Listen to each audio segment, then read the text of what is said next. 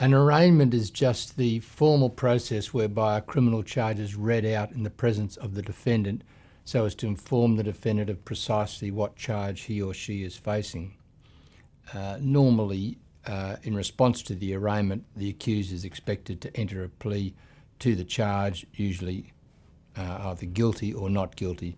So at the beginning of any jury trial, for example, the judge's associate will read out the charge directly to the accused person, saying, for example, Fred Bloggs, you stand charged that on X date at Y location you did ABC, whatever the alleged offence might be. How say you, Fred Bloggs, are you guilty or not guilty of that charge? And at that point the defendant will be expected to say either guilty or not guilty, and from that point on that's their plea to the charge.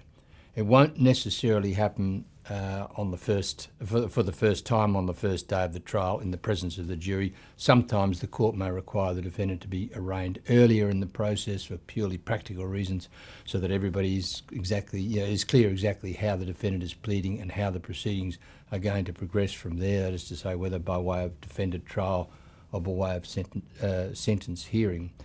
If the defendant pleads not guilty on the arraignment, they can still change their plea to guilty later, although there may be some practical ramifications to doing that. But if they plead guilty on the arraignment, for all intents and purposes, they're more or less stuck with that plea going forward. The moment a plea of guilty is entered on arraignment, it is very difficult to reverse. There are some circumstances in which a court may permit the plea to be withdrawn and a not guilty plea substituted, but those circumstances are quite rare. So obviously it's a very important step and one needs to think very carefully before entering a plea on arraignment.